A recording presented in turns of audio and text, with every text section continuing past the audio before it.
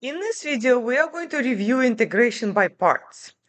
Okay, so the first thing we need to do is decide why is this appropriate for integration by parts. Usually you're going to have a product of two things, and a substitution will not make sense because what substitution are you going to do? If you do u equals 9x, that will give you sine u, but what about this part, right?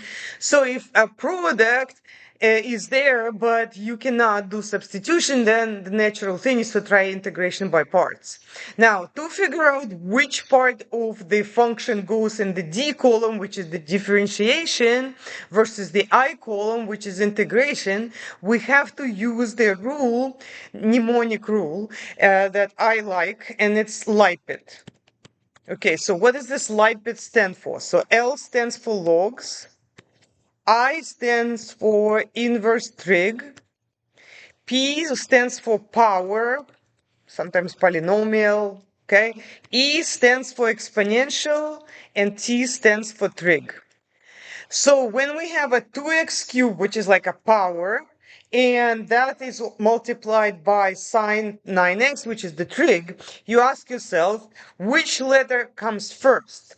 Power comes first in the word LIPET, right? That means the power is going to go in the D column and the trig function is going to go in the I column. So let's do that. So we got 2x cubed here and we got sine 9x. Okay, so now we're going to carefully take the derivative of the D column and at the same time take the integral of the I column. Okay, derivative is the power rule. So remember, x cubed, how do we do that? We take the power, bring it down to the front, 2 times 3 is 6, and then we reduce the power by 1, so it becomes second power. At the same time, we need to integrate sine 9x. So let's remember how to do that. When you have something like integral of sine 9x, it is going to switch from sine to cosine. So it's going to be cosine, but it's going to be the same argument. So if it was 9x, it's going to stay 9x plus c.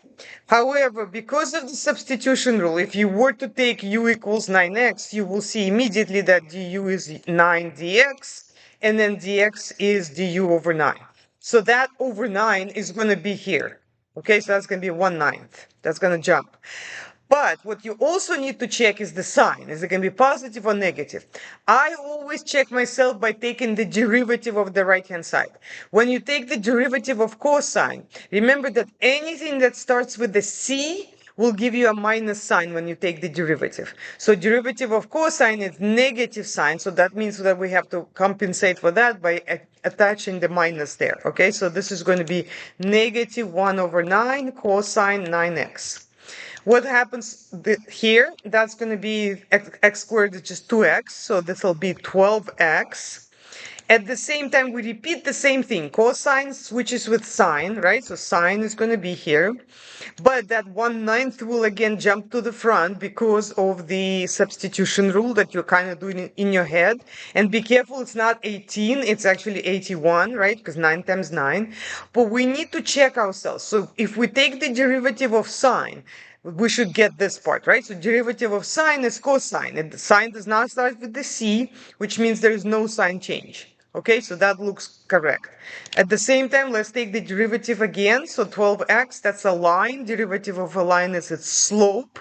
So that's just going to be 12. Again, repeat this. Another 1/9 will go to the front. So this is going to be a 1 over, well, let me just bring up the calculator. What is going to be 9 to the power 3? That's 729. Okay, again, sine switches with cosine. It's still going to be 9, but now we have to check.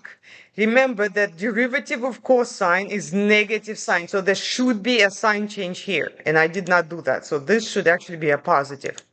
Okay, let's do it one more time. If you're wondering when do you stop, well, here you see the table stops, so that's when you know, but you should know that you stop if you start with some kind of power. You keep doing the derivative until you get 0. And then you also, as you can see, alternate the signs of each row, and that should be included in the answer.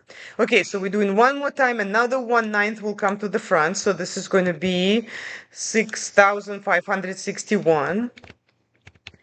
And again, cosine will switch with sine.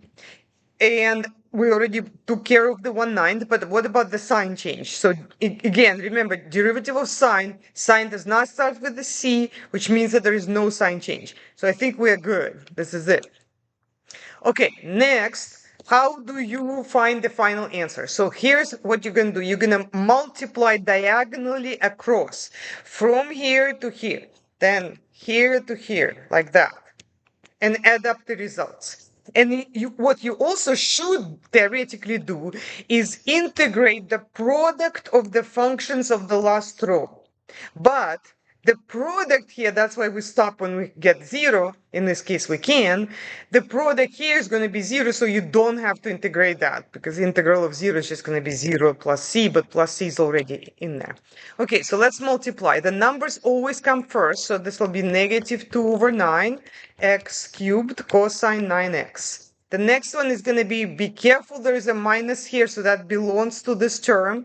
And then this is also a minus, so this will be a plus. Well, let's reduce 6 over 81. So in Desmos, we just click on this little button to reduce. So that's going to be 2 over 27. It's a plus x squared sine 9x.